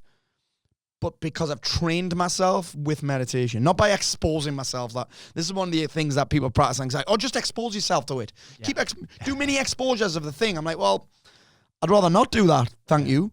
So, but what I can do is if I practice meditation, you think about it. What we're talking about is I'm having a thought. I've got something that brings it back. That's all I do when I'm anxious. Oh shit, I'm having an anxious thought. And I don't use a mantra. I don't even, and I think sometimes in anybody that's having panic attacks, oh, just take a deep breath. I'm like, actually, I can't, it doesn't hold my attention enough for it to take me away from a very highly charged thought. Fuck, I'm stuck on this flight. Fuck, I can't get out of this hole. Fuck. Breathing's not going to do it for me. Yeah. Meditation's not even going to do it for me as a painkiller. But because I practice it as a vitamin, it's easy for me to shift my focus from, fuck, I can't get off this flight, to, oh, what's this I'm reading? Yep. You get what I'm saying? Oh, completely. Yeah. So I'm like, I never created any anxiety on those flights because I'm reading or I'm watching something or I'm talking to the kids. It's just, that's what it's, does that make sense? Meditation isn't going to pull me out of an anxious state for me. It's going to stop it from happening in the first place. Well, there's two things there. Like you said beautifully, you create the conditions so that you don't buy into a thought that leads to something that's a fucking deep rabbit hole. You don't empower the monster. You don't feed it so it becomes bigger and scary and jumps. Just close your eyes and focus on your breathing. I'm like, I close my eyes and I focus on my breathing. All I can focus on is that fucking the anxious thought. Yeah. The anxious thought. It's not enough. Yeah. But that doesn't pop up anymore because I practice meditation. Yeah. It makes sense. Yeah. And sometimes, you just wake up and the monster's fully formed and it's gouging you. It's on your back. I'm like, I've got to shift. I need to move. Yeah. I need to move there. I'm not going to, lying there, anxious is challenging. Yeah. So I'm like, I need to move. And then guess what I'm going to do? Once I've shifted, once I've moved, you think about it, anxiety is a high energy state. It's high energy. It has its own, I say this all the time, has its own heart rate, has its own posture. Fuck me, most of the time it has its own temperature. Yeah. Has its own temperature, anxiety. So I'm like, my body's providing me with a lot of energy. So I'm going to shift and then I'm going to practice my meditation. Does that make sense? Oh, yeah. But again, you're focusing on one thing. Yes. Yes. You're not wrapped up in the future and the overwhelm and what's going to happen and all the danger. Yeah. It's really doing something physical or something with awareness that takes you away from that direction. Yes. But sometimes, again, it just kicks your ass. You're in the middle of the storm. Yes. And we attempt to change it and force it away. Yes. And do you know what? I should be able to get rid of this, da-da-da-da. And then that's where acceptance comes in. Do you know, pure surrender, like the whole Byron Katie of it is what it is. Don't pick a fight with reality. I heard that. Yeah. I read that last week. I was like, fuck, I'm on that right now. Don't pick a fight with reality. Because you're just going to kick your ass. And my reality right now is scary and it's intense and I'm afraid and I don't know what's going to happen. But if you stay, you can pay complete attention to it, fully accept it. And it is like a kid having a tantrum. It just burns itself out. It does, yeah. But what's interesting is this, and I'd love to talk to you about this as well, this word acceptance, because I think that gets a bit of a bad rap as well, including from me. Because I'm like, does that just mean I'm giving up? Yeah. Is that like an apathy? Or is that, oh, well, fuck it doesn't matter? It's not that, is it? Not at all. No. Not at all. I mean, there's big chunks of life that you just have to accept. Yes. If you want to fight every battle, you're going to exhaust yourself pick within your a fights, week. Yeah, there's a whole lot of stuff that you can't physically change. You can't do it. And yet, there's a whole lot that you can. And so it's really that clarity of, you just, again, meditation benefit is seeing with clarity what you need to accept and what you're currently whining and fighting and bitching about, what you can park and what you can actually need to get going on. And sometimes that's, I can shift my attention. I can take it off from all the drama of the world, the gossip, the problem, the snarkiness, what I believe is wrong with me, what's lacking, and just through accept, oh, that's there, cool. And then focusing on what I can do right now. Yes. It's accepting that you don't know the future. Yeah. It's accepting that. And it's often accepting that, I can't change the past. Yep. But I can change how I look at it. I can change the perception I've got of it. Yeah. I can let go of resentment and tap into fucking that gratitude thing that was spoke about earlier. It's a really interesting thing, the word acceptance. And the thing that got me my head around that, because I was like, fucking acceptance. I'm not giving up on it. I'm going to grind it out. I'm going to do this. I'm going to do that. And then I heard this thing that was like, it's accepting it is understanding that it's happened. and then taking the next appropriate step. That's what I loved. The next appropriate step was like, okay, so it's not just about leaving it and giving up. It's about actually I can do something else, which might be find the benefit of it. Yeah. Even though it sucked, like, what are the benefits of that? I had a guy this morning, his dad had tried to rip him out of 100 grand. And it was painful for him every time he thought about it. I was like, well, actually, let's write down all of the great things that have happened as a result of that. Oh, wow. Well, I'm in a new job. Well, I've done this. Well, I've done that. I'm like, well, actually, look, you can't change the fact that he's done that. Wow. What's the suffering's coming from because you want him to do something different. It's already done. Yeah. So now he's actually taken the next appropriate steps and just didn't know because he hadn't accepted it. Yeah. Does that make sense? Oh, yeah. It's just like when you're stuck in traffic. Yeah. You know, you're just jammed. You can't do anything You're about always it. stuck in traffic when you're running late as well, by the way. Yeah, exactly, yeah.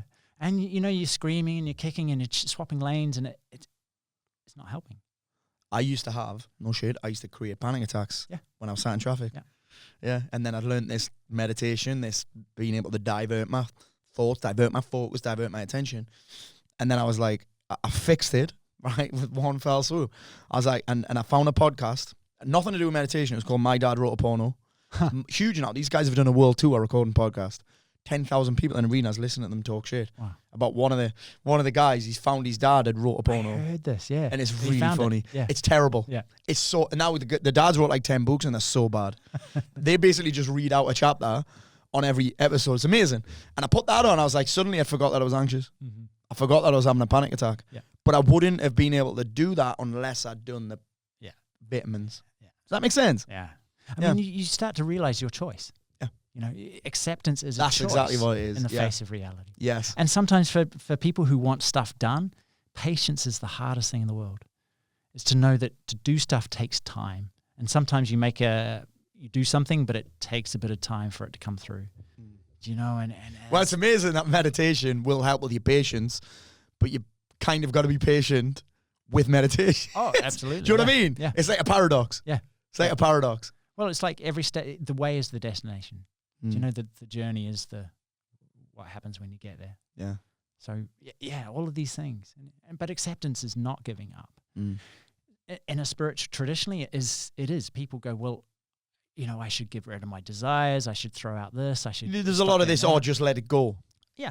But that's a struggle for a lot of people. Oh, absolutely. I figured out the let it go bit, not from watching Frozen, but I figured out. People say that I'm like, well, how the fuck do you do that? Mm-hmm. I figured that out when I was like, all right, what's the next appropriate step? That just did so much for me. Yeah. I would throw in an apology. Yeah. Or sometimes I'd be a thank you. Sometimes I tend to thank you. So for someone that did something, I'm now framing it as they did it for me. Yeah. And now I can send a thank you to somebody that's fucking, like, years ago, him and his brother beat me up for no reason. Yeah. Left me with broken fucking teeth 2 hours after having a meal with my family. Now I can send him a thank you email because that's the next appropriate step. Yeah. Or maybe the next appropriate step's writing a fucking letter and not sending it. I've done that so many times as well. I've recorded voice notes for someone saying, thank you for that, mate. I'm really glad that happened. I apologize for it, and just not sent it. But it's a step. Yeah. Can you see? It's like, I think, I've never been a woman, so I don't know. I think men are quite practical. Like the masculine energy is about practicality. Doing stuff, It's about doing stuff. And doing something as small as that makes the letting go of it easy. Yeah. You know what I'm saying? Yeah. Doing so you can shift your attention to what's next. Yeah. And then that's kind of done. Yeah. I've said my piece. Yeah. I've kind of got the last word, even though I haven't even sent it to them. Got the last word, which satisfies my ego. Yeah. Right. Hey, how do I let go of ego? I'm just throwing fucking questions. How do you let go of ego? How do I let go of this ego? What is ego? It's a bundle of thoughts that you think is you. Oh, bro! Yeah, I'm so glad I asked that question because that's fucking lit. It is. It's the I am. It's the bundle of thoughts that you think is you. That you think is you. Wow. It's the load in the washing that has I am attached to it. You know? And it's just a habit. It's a set of habits, a set of circles that we've just thought to ourselves so much it appears real. You know, and how do you let it go? The ego. Is it bad? Well, you don't need to destroy it. You don't. It softens, it clarifies, it becomes more beneficial the more you tap into who you truly are. Like we were talking before. Who am I? Who am I beyond these thoughts that say I am? that declare, that And define. there's not really, is there an answer to that question? Who am I? Or is it a consistent question? Oh, it's an experience. Wow. Okay. Expand on that for me. Expand on that for me. You blow me head off here, Mush. Well, the people listening, the people watching, they're paying attention to us. There's vision coming in their eyes. There's sound coming in their ears. They can be aware of. I'm so childish. There's sound coming in my ears. Vision coming in their eyes. Sound coming in their ears. Yeah. And they are making judgments. They're comparing it with their past. Oh yeah, this is right. No, that's a load of rubbish. Yes. They're filtering it through an ego, through a series of I am. And yet there's something beneath that, something behind, something that's aware of the vision, of the sound, of the seat, of the, if you're very careful about this, you can see the filter in play, the judgment, the agreement, all of that. There's something that is you that is paying attention to that. I can kind of explain it like that, but it's the experience of being that gives life to everything that you do.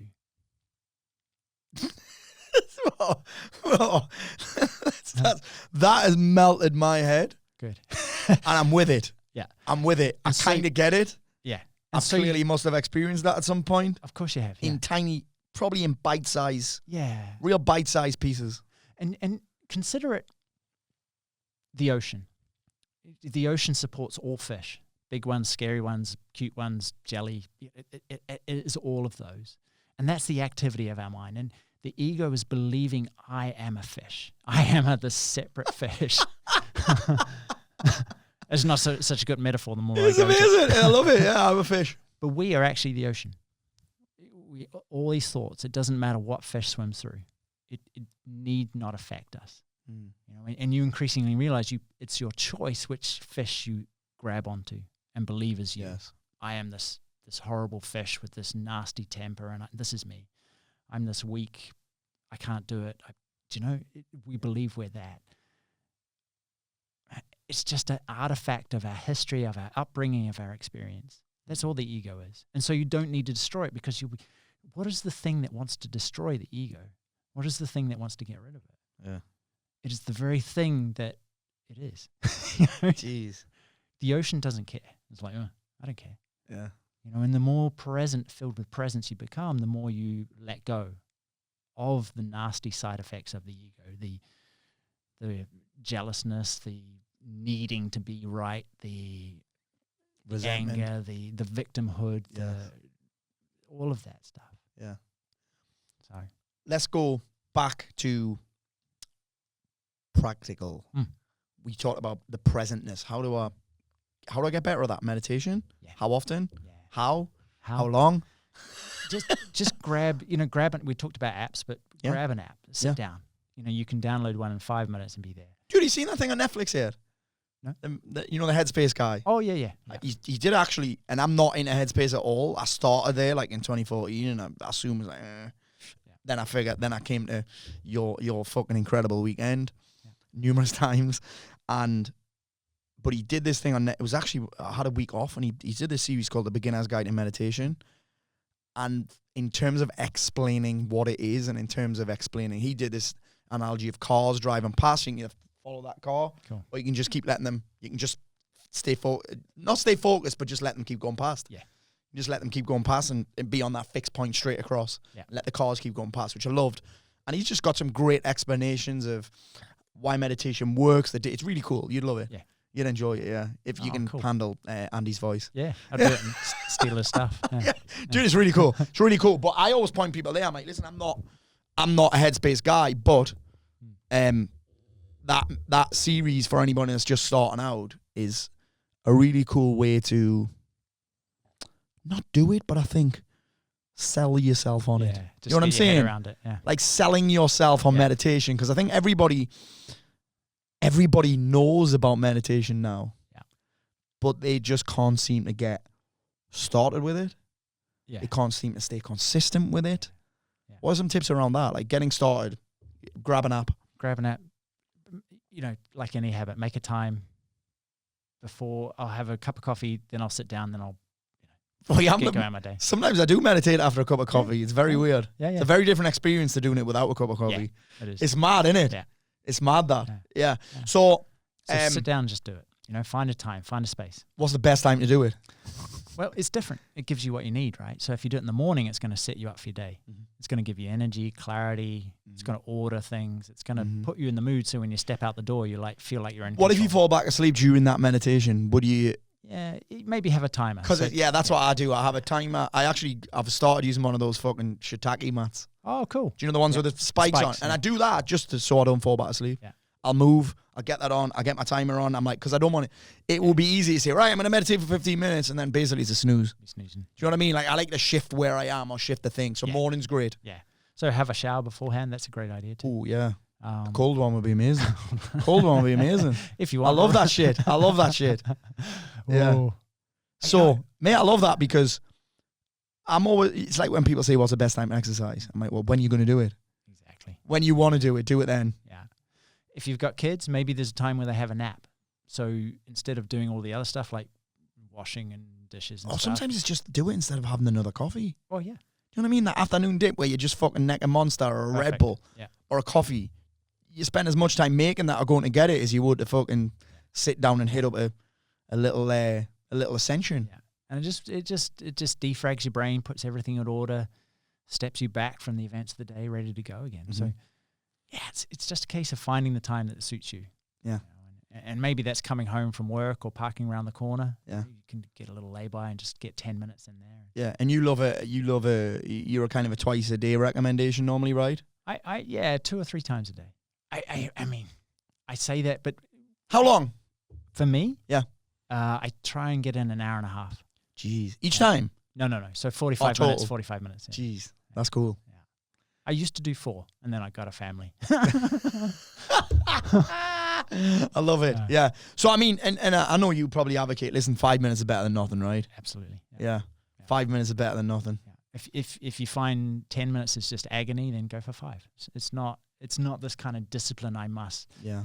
There's this nice balance, right? It's the consistency to sit down regularly and to ignore the first thought that says I'm bored. I need to grab my phone. Because that's what our phones. That's a trained legit us to do. thing. Yeah. That's a legit thing. This is boring. I can't do it. It's too hard. It shouldn't be hard, right? We make it hard. Yeah. And so you see that, but you'll never be bored again because you realize boredom is a thought. Boredom is a choice, or something you're paying attention to, which is beautiful because it sets you free of your phone then because you go, I'm on here because I'm bored. I'm not happy just to sit as I am. I actually say that to a lot of people that create anxiety. I'm like, are you anxious or are you just bored? Mm-hmm. Your mind's a fucking problem-solving machine. Just going for it. Give it some fucking shit to solve, mate. Do you know what I mean? Yeah. I'm like, when people worry about things that are in the future, I'm like, well, you only worry about it when you think about it. Yeah. It sounds mental, but just stop fucking thinking about it. Yeah. Isn't that weird? Yeah. And meditation's one of the things that'll help you do that. Yeah. It'll almost teach you to stop thinking about something else. Yeah. You might drift off and think about it every now and again, but meditation teaches you how to return, aye. to remember. Yeah, shut the fuck up. Yeah. It's almost like, shut the fuck up. It's fucking 3 weeks away, man. Yeah. And you get good at it and you realize it's like the weather. You Yeah. can be stormy outside and you're sitting high and dry here. It's like, Yeah. no deal. Yeah. But yeah, just sit, just do it. Consistency is key. If you didn't do it yesterday, do it today. Mm-hmm. You don't have to catch up because it's not a race. No. Yeah, that's what people get into. Oh, well, I didn't meditate yesterday, so I'll have to do 2 today. Yeah. Oh, I've missed 3 days now, so I'm just going to not do it at all. Yeah. That's what tends to happen. They get into this. I think when we're like, oh, it's a daily thing, we'll miss a day. Yeah. And then it's like fucking taking a wrong turn and then getting out and smashing your fucking car up and beating yourself up for 3 years. I'm like, just get back on. Yeah. Do one today. You don't need to catch up because catching up would indicate that you're in a race, which is the kind of direct fucking opposite, the opposite end of meditation, isn't it? Like the polar opposite. Yeah. Yeah. Well, that's the whole thing because meditation is not about getting somewhere. It's about getting here. Or getting anything really, is it? It's just about arriving. It's about pulling over and just being where you are, with what you have, with what's here. And that's the beautiful thing because we're so used to going somewhere. We have this idea of where we've come from, where we're going, and it's constantly up there or back there. And this whole practice is just for 10 minutes a day, perhaps, arriving in the one place that you actually are, the one place life is, this, right here. This is it. what makes Ascension meditation Mhm.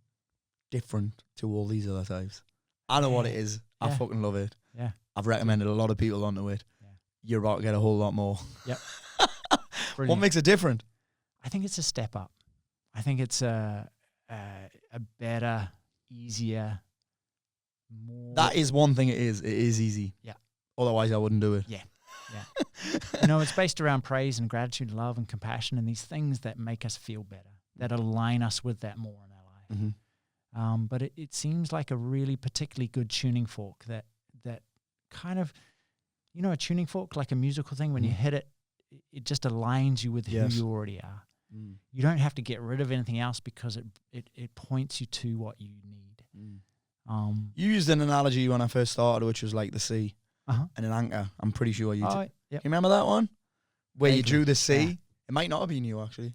And it just drops you down, right? Beneath all the chop and all the Yes. busyness and all that. Yeah. That was it. Life's Yeah. like your life, and your mind is like the waves and the choppy sea and a storm in the sea. Yeah.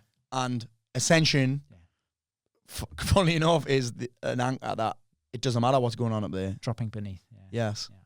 And so you can live in those two different places. But when you have an anchor in the deep, calm, stable, present place, it's like these waves are nothing. And that's what these attitudes are. Yeah. That's what, if you're using your breath, that's what the breath is. Yeah. Sometimes if you're using guided meditation, sometimes it's that Yeah. listening to somebody else's voice. Yeah. It's not so predictable. That's what I loved about Ascension. It's very predictable. Mm. But I reckon it shakes your tree too, in terms of if anything that's rotten, it'll help it fall out. Mm. Do you know? Which is a good thing. Expand on that for me. Well, just because people come to meditation, to spirituality, wanting a kind of a sedation. Do you know the whole the first? I want to be serene and accepting, but I don't really want to have the courage to show up and face the things that I know I could, that I know I need to. Mm-hmm. Do you know? And both of these things are so important. And I think Ascension gives you the ability to see so clearly, the stuff that you've been just putting on hold, just pushing away, just maybe a little change. Yeah. And it says, hey, don't compromise on those. In the gentlest possible way, which is I loved, is don't compromise. This is your life. This is what you are called to do, what you want to do, truly. So it clarifies that. And people are shocked sometimes because they go, hang on. I wanted to ignore that. Yeah. I wanted peace from that. Yes. And it's That's like, no, interesting because it's peace with it. I was thinking before that sometimes I think a lot of people give up on meditation or bail on meditation early because they're actually just not comfortable being with their own thoughts. Yeah. You get what I'm saying? Absolutely. Yeah. Ascension really helps with that, right? Yeah. Oh, why do you think that happens? Like not being comfortable with your own thoughts? Because we're just that voice of criticism of I'm not good enough. I've got so much to do. Yeah. I'm overwhelmed. All that just gets just right here. Because you can distract yourself from it up there, right? Yeah. And we don't really have a valid means. Your phone will distract you from all of that. You can run, but it's there. And that's why people go on holiday, or they change jobs or partners or buy something new because that's the whole sedation thing where if I just forget it for long enough, then maybe it'll go away. Well, I get asked this question a lot about jobs. I'm in a highly stressful job. Should I take another one that's less pay, but I love it? I'm like, listen, you got to first consider it might not be the job. I think a lot of people take the same version of themselves into different jobs and then keep blaming the job. Yeah. It's like guys in relationships that they have the same relationship but with different people. they take themselves into the same they're having the same relationship just with different women. Yep. Get what I'm saying? Oh, yeah, I've seen that in my life. Yeah. Time and time again. Yeah. So yeah. I mean, I love Ascension because it gently but it kind of pushes at you. It gives you that serenity and acceptance, but it says, hey, do you really want to live like this? Yeah. And it's not about pointing the finger. It's not about the world. You realize it was you making those choices to be like that in relationship or in your job. Given the external circumstances, how can I change the things that I'm doing or choosing to pay attention to? Yeah.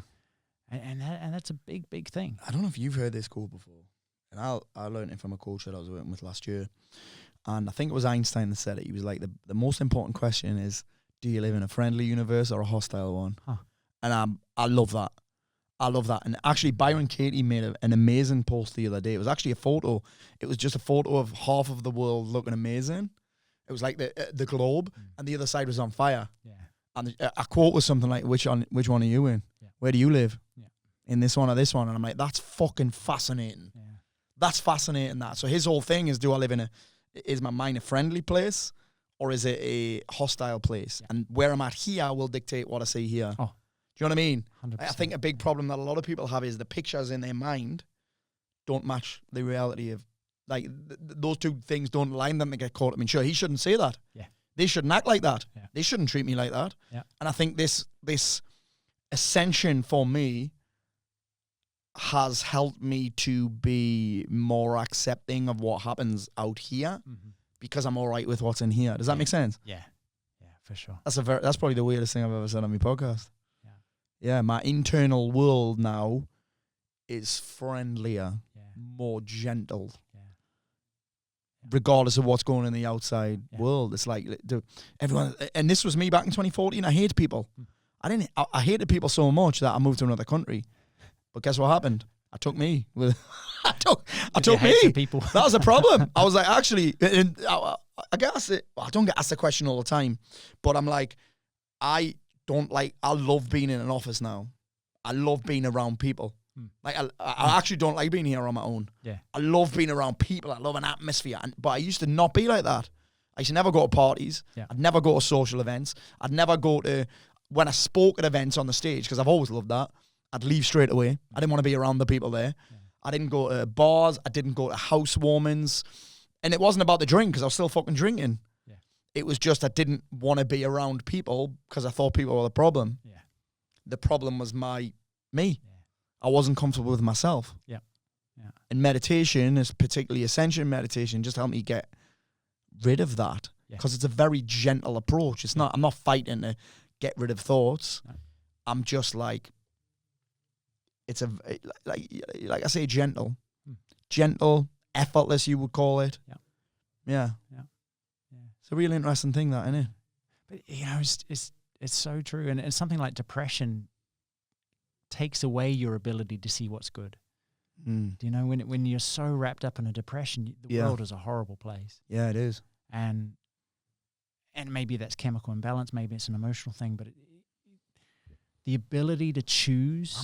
Listen, most of the time, chemical imbalances don't happen by accident. You know what I'm saying? Yeah. They don't happen. There are some people that are born to be more predisposed to it. I'm one of them people. Yeah.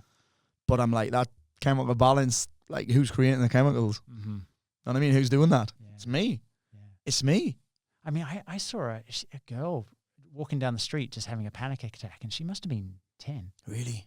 Her mum was helping her breathe through it and stuff, and I was like, this is, we're not teaching anyone to have a good internal world, to pay attention, like we're saying, and to focus on what's good, what's right, what could happen. We're so scared, we're so afraid, we're so overwhelmed and so panicking about everything.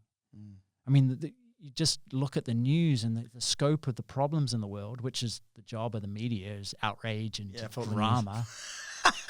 But we get to define what goes on through our head. And I'm like, listen, it's almost like, we'll almost program ourselves to be scared, to be angry. Oh, yeah. By the environment that we've put our mind in. Yeah. I'm just, I think Ascension has helped me to kind of change my environment in here. Yeah. So that what happens out here, I mean, listen, I still get pissed off. Yeah. I still get frustrated. I still get down. I mean, I was really pissed off last night. I went to a jiu-jitsu class that didn't exist. Yeah. At fucking 7 o'clock. Yeah. At night. Not I'm winding down and getting ready for bed then. Yeah. So I'm fucking half an hour drive back and I'm losing it. And I'm like, what am I doing? Yeah.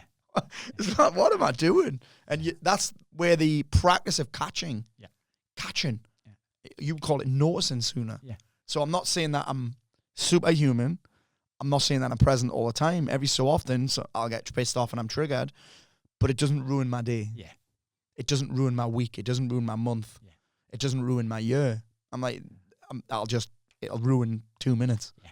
And then I'm like, oh, fucking hell, man. Yeah. There's me believing my own shit again. Yeah. And then your sense of humor's back. You're noticing. And that's one of the things that I would say. That's one of the times where I would notice, actually, you know what? That's meditation. Yeah. There's no other way I could have learned to be able to catch myself believing my own shit. Yeah. believing that the world's against me, believing that things happen to me, not for me. Yeah. Like, there's no other way to train that, I don't think. You know what I mean? No. Other than the practice of meditation, which is essentially for me catching thoughts. Yeah. And coming back. Yeah. Catching me chasing that rabbit. What am I doing chasing this fucking thing? You know what I mean? Yeah. What am I doing? How did I end up here? Yeah. You know what I'm saying? Yeah. It's like, and you know what? So much becomes habitual as well. It's like sometimes, you've been in my other office, right? My old one, that tiny little thing. Remember Fritzl's basement? Mm-hmm. Right? Fritzl's, you've seen what we've got right now. Sometimes, I've been in here for nearly 3 years. Yeah. Sometimes I still drive there. Yeah. When I first moved here, I drove there all the time. I'd be like, what am I doing here? How the fuck have I ended up here? How did I get here? Yeah. It's mad. Like, I drive to my old house that Mac now lives in. Yeah. And I moved out there 10 years ago. What am I doing here? Yeah. It's mad, innit? It's so habitual. Yeah. Just not present, unconscious. Yeah. Totally unconscious. Yeah. But I think, like I say, meditation is, it helps me catch things faster. Yeah. It's like, I was talking to, I did a training on this a while ago. It's like, we do so much of our shit on autopilot. Mm-hmm. Like, I'm like, what? And that's based on something in the past, and this autopilot stuff. Yeah. Meditation just helps me, what am I doing? Yeah. Why am I typing that? Yeah. Do you know what I mean? Do you know, like, responses to people on the internet? Why am I responding to this guy? Yeah. Before, I'd be 4 messages deep and fucking threatening to kill him. Yeah. Threatening to go around his house. Now I might just send, now I might still be fucking dickhead. Yeah. But then I'll catch one message, or I'll start typing the word dickhead and be like, what am I doing? Yeah. And there's only meditation that could teach me to catch that sooner. Mm-hmm. You get what I'm saying? Mm-hmm. It might be shouting at the kids. Yeah. Now I'm like, I'll apologize faster. I'll be like, listen, I'm really sorry for doing that. But just the fact that you can apologize. That's it. You know? That's it. Yeah. Because, I mean, that helps so much. And like you say, I have to remember less. Yeah. That's what I still have to remember. Yeah. But I have to remember less. Yeah. It becomes. I fucking love that, but I'm stealing the shit out of program. that. Yeah. Where did you get that from? Did you do it? I can't remember. It's amazing though, isn't it? See, I have to remember less. Yeah. Forget to forget, remember to remember. Yeah, that's cool. But it becomes a new habit. And like you said, the world starts to happen for you. Yeah. You know, which is a wonderful thing, because it becomes so much easier to let go of stuff. Even if you don't know the reason why. You know that whole COVID thing?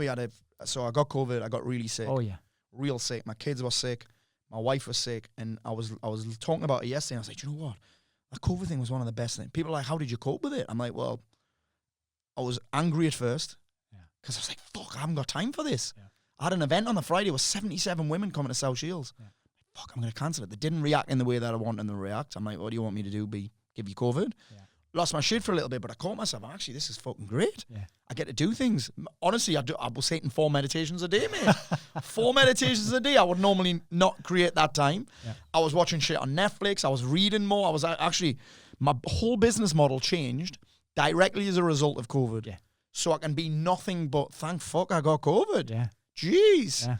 Even that, thank fuck I tore my pec. Yeah. I got to experience loads of other things. I got to learn some new things. I got to spend more time with Lesley than I normally would, because I'd be so busy going to get to jiu-jitsu. You know what I'm saying? Yeah. And again, that's one of the things that meditation will teach me, catching myself. Why am I so pissed off? Why am I going so fast? Yeah. How did I end up here? How did this happen? Yeah. But it's not weeks later. No. It's not hours later. It's minutes later. Yeah. And eventually I'm sure with enough practice and with enough persistence, that'll get down to seconds, and then it'll just maybe gone. It's gone. You get what I'm saying? Yeah. Yeah. Oh, yeah. Fizzles out. Disappears. And then the return is so much cleaner. There's not like regret or shame or... That's cool. All that stuff, that's right? Cool, yeah. So, man, this is fucking taking the piss out of me It's today. just like, where I was asleep, and here I am. Mate, that's really cool. Yeah. So, yeah, mate, that's so bang on. Yeah. Like, I'm now apologising without the guilt for doing it too late. Yeah. I should have apologised sooner. Actually, you apologise at the perfect time. When I get asked about regrets, actually, I'm like, do you know what? I've done a lot of fucked up shit. Hurt a lot of people. Let myself down a bunch of times, but I don't regret any of it. The only thing that sits in the back of my mind is I wish I'd done certain things sooner. Yeah. But then at the same time, I'm like, actually, I did them at the perfect time, because that's the time that I did them. Yeah. There was no other time to do it. Yeah. You know what I'm saying? Yeah. The whole thing of self-acceptance comes so much easier. Yeah. You know, and it starts like a practice of gratitude and presence, and this is happening for me. And you put that in, but it becomes habitual, it becomes natural, it becomes just your natural reaction to life. Like anything, you practice. It's like when you first learn to do push-ups, they sucked, and then they become easier. And then you do more, and they become even easier. Yeah. But I look at my kids, and that's the way they're born. Unless they're hungry or uncomfortable or sick, they are just happy.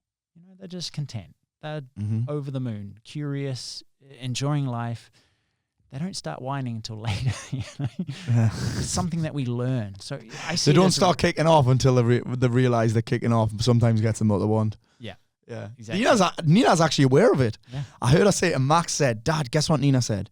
She said, if I don't kick off, if I kick off, Mum will give us what I want. And I'm like, that's mad that she actually knows that, but also admits that. I'm like, wow, she is smart. Little power play. Yeah, it's mad. And so we know it as kids, but we forget it as adults.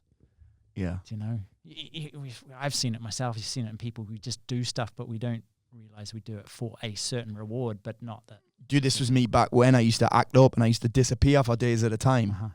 And the reason I disappeared for days at a time wasn't because of anything, but I wanted extra love. Yeah. I wanted extra attention from people. And I think this happens to a lot of people who struggle with depression and that. I'm like, you've got the tools to fix it. You've got the leverage to fix it. What you're scared of is letting go of that. I am depressed. I have depression. This triggers a lot of people, this. I have anxiety. It's like an identity thing, right?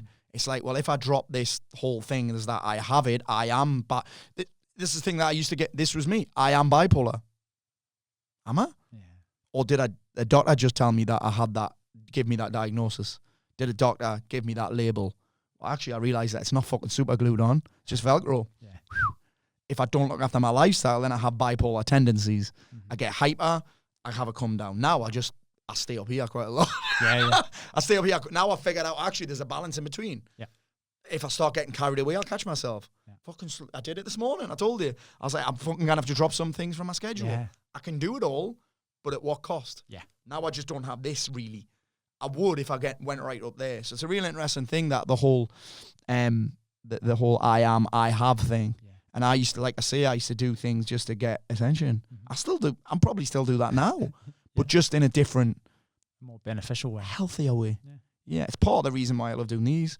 It's part of the reason why I'm doing live shows. Yeah. It's part of the reason why I speak. It's part of the reason I do so many videos, because I like, and I suppose we all do, we like to feel significant. Yeah. But you can do it in a skilled way, in a beneficial way, or you can do something that's destructive and that's it, and negative. And in a way, the way that I do it, I think benefits everyone else as well. In fact, I learned last year that one of the fastest ways to feel significant is to make other people feel significant. Like that's like the best game. Yeah. Do you know what? I want to feel better about myself. So you know what I want to do? I want to make someone else feel better about themselves. Yeah. It's amazing that. The greatest teacher makes themselves irrelevant. Outstanding. But in that, everyone goes, wow, you're the greatest. Yeah. It's mad, isn't it? Yeah. It's a mad thing. Yeah. When you don't need anything. You don't need the recognition. Yeah, you do it just like you tell someone they appreciate them. You tell someone you appreciate them without needing anything in return is madness. It's so nice not to need anything from them and just say, listen, mate, you came up my, often someone will come up with my meditation. I'll be like, fucking hell, I haven't spoken to them for 3 years. Just so you know, mate, you came up with meditation today. I just want to let you know that I miss you or I appreciate you or whatever. It's mad that. Yeah, it's weird how random people appear on meditations, isn't it? It's awesome, isn't it? Yeah, it's very weird. Yeah. And I always make a point of fucking hell, I need to message him. Cool. Yeah. No, I don't need to message him. I'm going to message him. I want to. Yeah, I want to message him without needing anything. Yeah. It's so cool that in today's world. Yeah. I love it. Arjuna, thank you. Oh, my pleasure. We have done a long time. Holy moly. Probably done about an hour and a half. Wow. Jesus Christ. Yeah, that did flow over. We must have been in a meditative state. Where flies. can everybody find out more about you? I know you've got a new book out. Your first book is fucking magnificent, not just because I'm in it. Thank you. Several times. First book's magnificent. I haven't finished the second one yet. But I've heard a lot of people say that it's fucking brilliant. Oh, cool. So, good to hear. Where can we find out more about Arjuna Ishaya?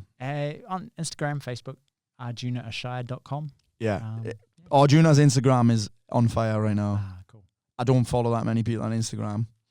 And I don't read many people's content or watch their things. Arjuna's Instagram is wicked. So spell this out for me. at ARJUNAISHAYA. Amazing. I want to, before you go anywhere here, right? How did you get given the whole, because I should have asked this in a bit more depth at the start. How did you get the Arjuna Ishaya name? Like, what's that? So the names we get given represent. And do you have to, if you go to be a teacher, do you have to take that on? Yeah. I mean, people take it on in varying degrees. Yeah. You know, some people are like, this is my name on my passport. Yes. For me, my legal documents are all the same, but it's something that feels comfortable, true. It means purity, clarity, and light.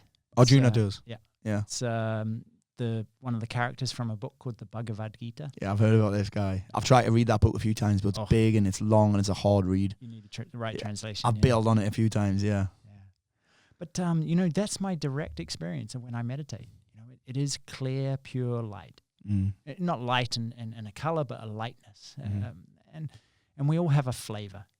And we don't accept that flavor, right? Talking about, it's funny, mate. I'm doing a talk next on Bank Holiday weekend. I'm speaking at a big event in London, and I talk about flavors. I'm like, if I was a fucking flavor, I'm not vanilla.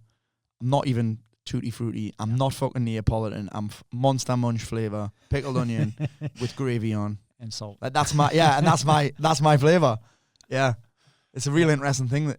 Continue with that, because I'm really interested by that. We all have a flavor. Yeah, it's just who we are. It's our expression in the world. You know, it's our skills. It's what we're good at. It's where we're comfortable. And we spend a lot of time going, I should be something else. I wish I was a different flavor. I wish I was different. Yeah, and so in many ways, that being given that name was permission to be that, acceptance of that, and a bit of a GPS to align my life around that. That's cool.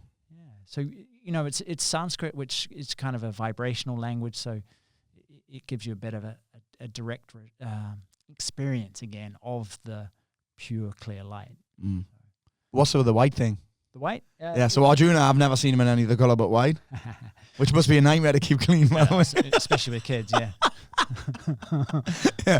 Yeah. It's just represents my vows, which are vows of purity. So, Dude. Thank you fucking so much. Oh, my pleasure, man. I love talking to you. You're incredible. I've had a blast, mate. So listen, guys, if you haven't already, head on over to Arjuna's Instagram. Head on to Amazon. Should say that. Head on to Amazon and grab his book. First book's 200%, right? Yep. 200%, and the second book is called Chasing More and Finding Enough.